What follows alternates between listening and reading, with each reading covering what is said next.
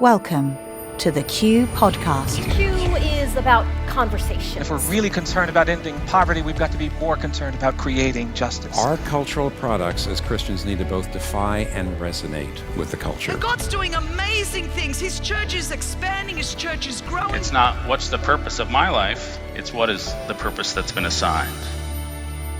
Stay curious, think well, advance good. This is Q.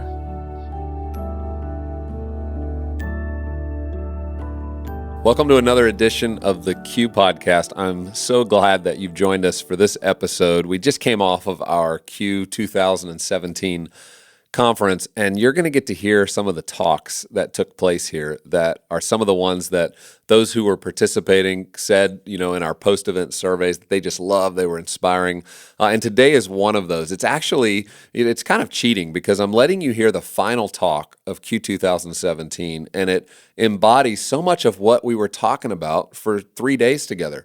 And the person that I interviewed in this is a man named Ernie Johnson. Now, those of you who are sports fans, maybe you have watched the NBA for a long time or you're watching the NBA Finals right now, Ernie Johnson is a fixture every night on TNT.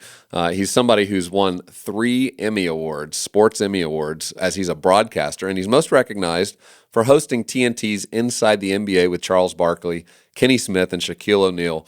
He's an award-winning sports broadcaster and a sports journalist, and he recently wrote a book, really a memoir of his life called Unscripted, and that's what our conversation was about, was his life. What has been the journey from growing up with a father who was a famous, player in the Major League Baseball League to now being a sports broadcaster, and you're going to get to hear all about it from him, but what I love that you're going to hear most is a man who has a gentle heart, just a spirit that loves people no matter where he's showing up, that doesn't take too seriously the job that he has with access to some of the great and most famous NBA stars, sports and athletic stars. He does broadcasting on baseball, so he has access to so many things, but you don't pick that up when you hear him talk. You realize that this is a guy who loves God, who's a dedicated family man, who's learned a lot in his life and is pouring it back into us as we conclude our Q 2017 event. And so join in with me. You're going to hear me welcome him out, and you're going to hear the crowd laughing. And in the middle of this, you're even going to hear a video clip of a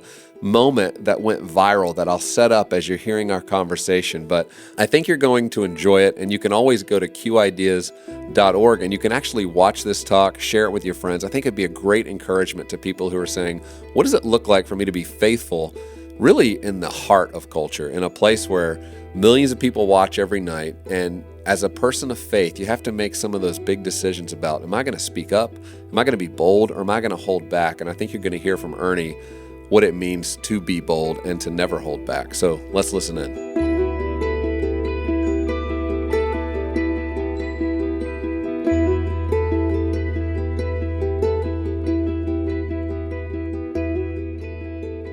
Let's take people back who haven't heard your story from the beginning. I mean, you grew up in a sports family yourself. Your father was an amazing baseball player. Yeah. What was it like for you growing up in a family where you were the son of an athlete? I was, the only regret I think I had, Gabe, was that I was the third born of, I have 2 older sisters who could appreciate watching my dad pitch in a Major League Baseball game.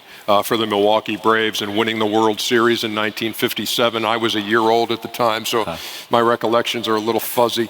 But it was great because once he retired, he went into broadcasting, and I would just tag along with him to the ballpark. He'd be going there 6 hours before the first pitch. He'd have work to do. I'd be sitting around the batting cage. Hank Aaron's asking me how my little league team is doing. It was, it was great stuff, and so it was a wonderful thing to do as a kid who loved baseball. But the greatest learning environment I could ever have from just watching my dad and how he acted and how he prepared his work and how he treated people and how he never thought he was special because of the job he had. I learned a lot just by observing, and I tell people, look, moms and dads out there, kids have superpowers. They see and hear everything. They really do, and they're watching constantly how you handle certain situations, because that's what I did growing up. So did you play sports yourself? I was, I wanted to be a baseball player, and I actually went to the University of Georgia. I'm not one of these guys who had a mailbox full of letters from major colleges saying, please come and play for us.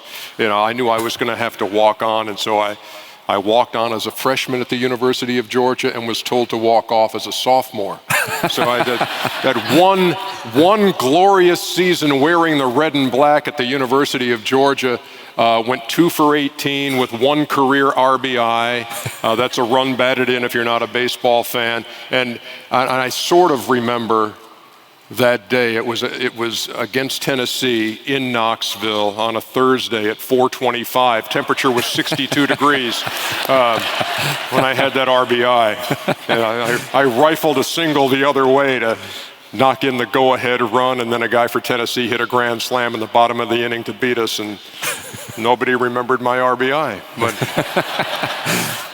Now, how did you move from, you watched your father growing up as he moved into broadcasting. Was that your inspiration? And how quickly did you find yourself moving into this field in this industry? I think he was my inspiration, though I didn't really want to do that. I had told myself if baseball didn't work out, I would be an English teacher and a baseball coach. And that way I could keep my hand in baseball, and I loved the English language, and I was terrible at math, so I guess, if I'm going to teach something, it would be English. But it was really my dad's co-worker. He worked with Skip Carey and Pete Van Wieren and Joe Simpson for a long time, and it was Skip who said, you ought to try this. You got a good voice, you love sports, and because my dad never forced me, which I'm forever grateful that he didn't say, I did this, so you should do this, and I tried it, and I liked it, and I was like, you get into the games free. You get to watch stuff, you get to go to games. You can call the PR guy and say, hey, I'd like to go to the hockey game tonight. Okay, it'll be a pass for you. Hey, this is great. And so, then it's just a question of trying to advance your career from radio into TV, and, Macon, Georgia, Spartanburg, South Carolina, then to Atlanta. People been to Macon? Been to Spartanburg? Which makes Macon look a little bit like Rio de Janeiro. I loved my time at Spartanburg, but I was wanting to get to Atlanta, and eventually I did. And I've been at Turner since 1989, which is an eternity. Well, in the midst of your career, I know personally you were met with a bit of a health crisis. Yeah. Talk about how in the midst of success professionally, this kind of caught you, and what that experience was like and what it taught you. Yeah, it's everybody in the room has been touched some way by cancer, whether it's a family member, it's a friend, it's you yourself. And so just a little fabric on the story. I came to faith kind of late in life, as grew up a Catholic as an altar boy, and then went to Georgia and discovered that Sunday morning was really for sleeping off Saturday night. It wasn't for going to church, and I drifted away so totally. And I was having a degree of success in my life. I was like, great wife, great kids, great job, haven't given God a second thought. And it wasn't until I was 41 years old, and I just kind of looked at my life and said, there's got to be more than I'm making of this, that I dedicated my life to Jesus Christ on December 10th, 1997. And it was that day that has prepared me for the rest of everything that would go on. So in 2003, when a doctor says, yes, it is cancer, you've got non-Hodgkin's lymphoma, I'm kind of wanting to, I wanted to punch God in the nose. I said, look, I've got 4 kids. We've adopted 2 of these kids from Romania and Paraguay, and we're, doing what I think I'm supposed to be doing, and now this. And it was really at that time that I settled on really what has become a mantra in my life after a conversation with my pastor, Kevin Myers, at 12 Stone outside Atlanta. He said, look, you trusted God with your life in 1997. You trusted Jesus with this. Now in 2003, what's that trust look like? Does it look like I'll trust if the next test comes back the way you want it to? I'll trust when God does this? Or is it trust God, period? And that's where we landed the plane. And it really is what got me through that foundation of faith that's saying, look, I'm seeing this much of the picture of my life. Yeah. And I know this episode is going to form me and mold me in some way. And I know that, look, this is not why did this happen. It's how my Heavenly Father's going to use this. Yeah. And so it was from that point on. Anytime you get an email from me, and just send me your emails, I'll send you an email. It's just trust God, period. So that's how I live it. It's a pretty good mantra. I think as you went back into your career following going through this cancer scare and actually recovering, you're back on the job. Faith is now a deeper probably part of your life. Yeah. How does faith, for those who are working in all kinds of different industries, like for you in your space, how has faith been a part of that? How does it get expressed? Do you find yourself in the tension in our world today where you sort of sometimes need to stay quiet because, man, it's just not that welcome to hear what the Christian might have to say about the situation? Welcome to my world. I mean, it really is kind of that way.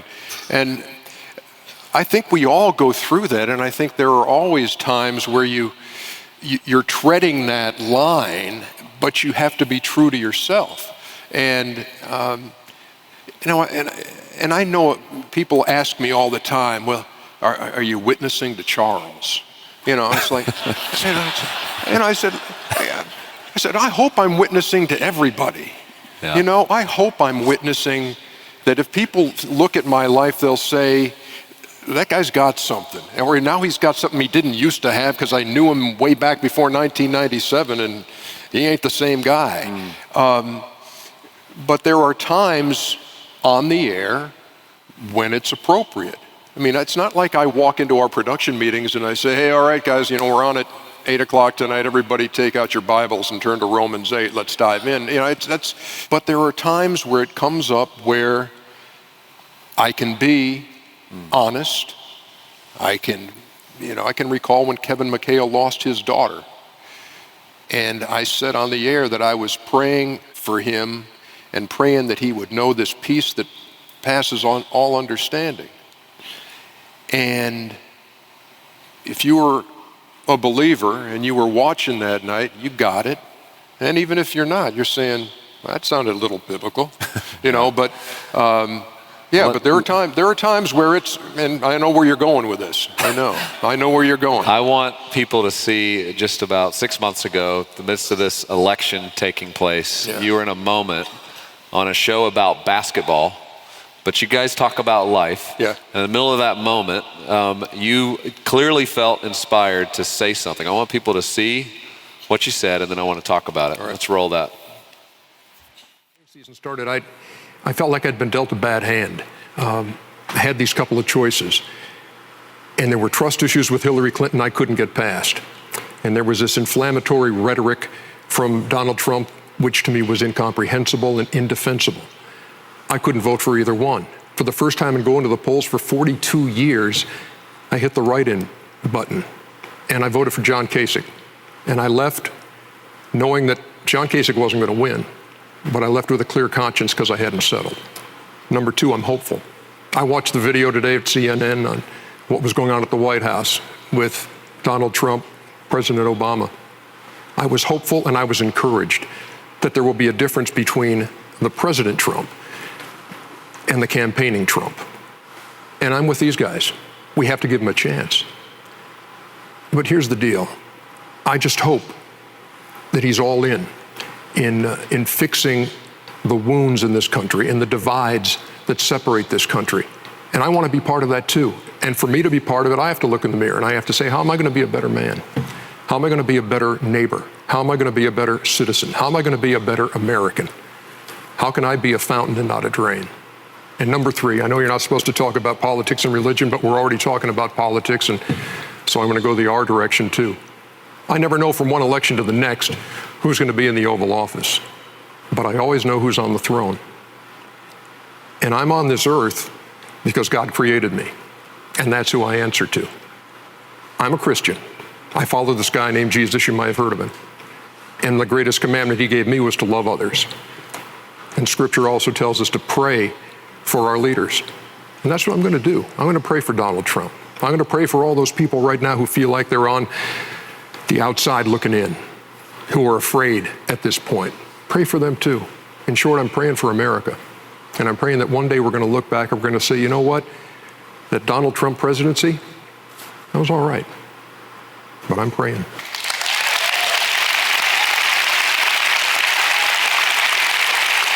Now, in that moment, honestly, I mean, what were you feeling? Were you like, man, I might lose my job in about 5 minutes when we go to commercial break? Or were you feeling a little more confident that, hey, this is okay. We've created a space where I can talk about these things and I actually am not that concerned about it? I was in the trust God period area. I was. I mean, that day in the office, I knew we were all going to have 2 minutes. Charles, Shaq, Kenny, and I were all going to have 2 minutes in a pregame show to talk about the election. And it was one of those nights where, I was doing my basketball prep work, but I could not stop thinking about where I was going to go. Am I going to play it safe and say, wow, what a stunner, hope it works? Or am I going to be totally transparent? And that's what you saw. I said, look, I'm going to explain that the only way I can view this is the way I viewed cancer in my life. It's the way I view muscular dystrophy in my son's life. It's through the lens of faith. Yeah. And I think the thing what I didn't want to do, Gabe, was hit anybody over the head with it. And I didn't want to tell anybody, this is the way you've got to think too. I said, this is the way I processed it, man.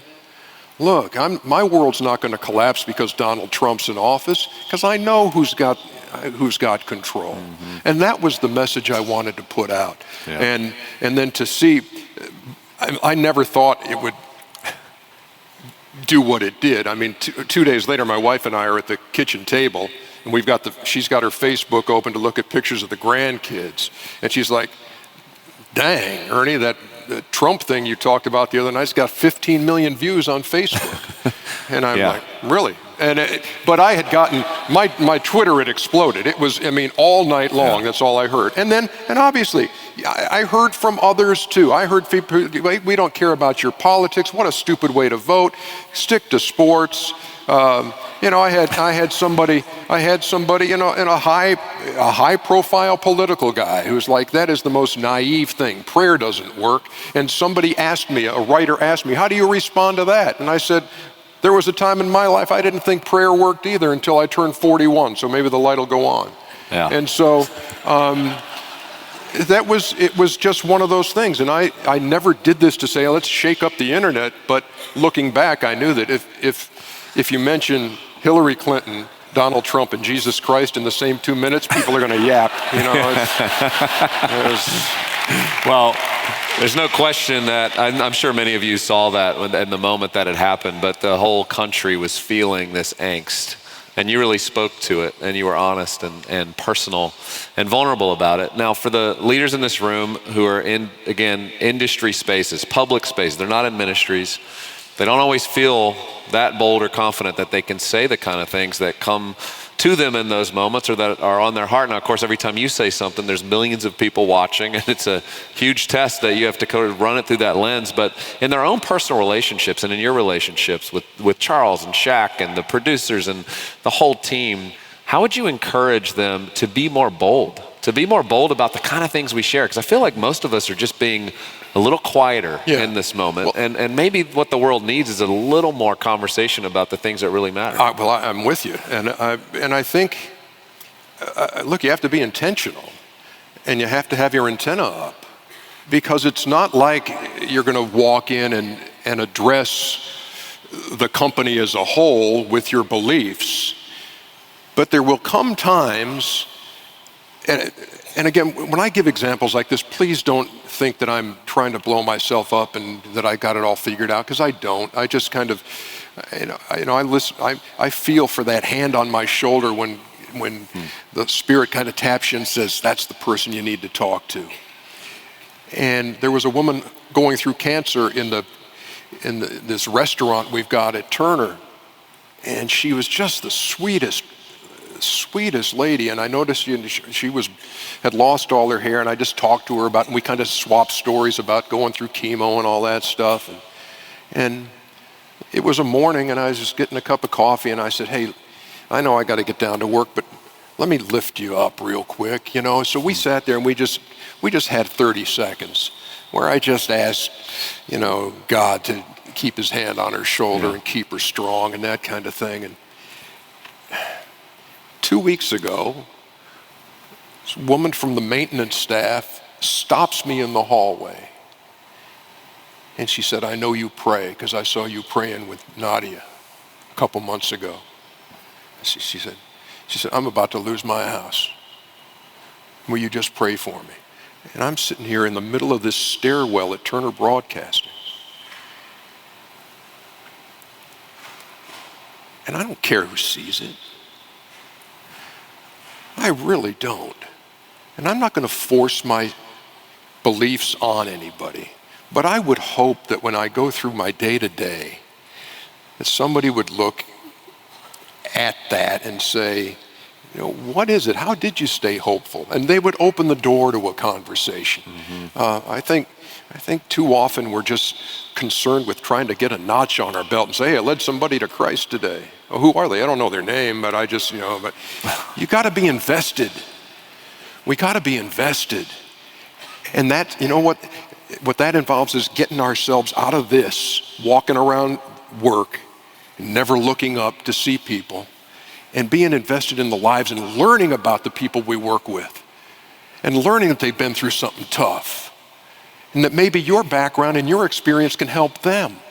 And again, I don't have it all figured out, but man, I'm trying to walk through here with my head on a swivel, because sometimes you can just see it in somebody's eyes that a 5-minute conversation there might really be helpful, instead of making sure something didn't happen on Twitter that you missed. And I hope that kind of answers it. Yep.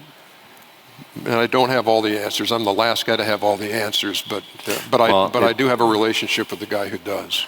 It speaks to the fact you talk about this in your book. Ernie's new book just came out called Unscripted, the unpredictable moments that make life extraordinary. It's exactly what you just described. You call them BlackBerry moments. Just give us 30 seconds on what is a BlackBerry moment. This has nothing to do with this. Has nothing to do with a mobile device. Has to do with a Little League game I was playing in years ago. Ball went over the fence, outfielders went over to retrieve it, got sidetracked because they saw blackberries growing. And so the game was stopped for a moment because they were eating blackberries instead of looking for the ball.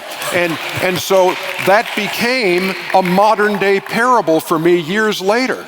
As I grew older and wiser, we would tell this story. My dad loved that story being a ball player. He'd never been through a blackberry delay, and so he loved that story. And all it says to me is you have to be looking for these moments and not be so tied up in the game. Yeah. The next conference call and the next business meeting and the next this or the next that, because it can be right there. A moment so sweet you'll never forget it. And so what's cool for me now, I've got with these 6 kids and 2 of them are married and I've got 2 grandchildren. It's awesome. But I'll get a text from my daughter Maggie who's at the park watching her daughter learn how to swing and says BlackBerry moment. And all I'm trying to do, Gabe, is take all of that and the stuff I learned from my dad.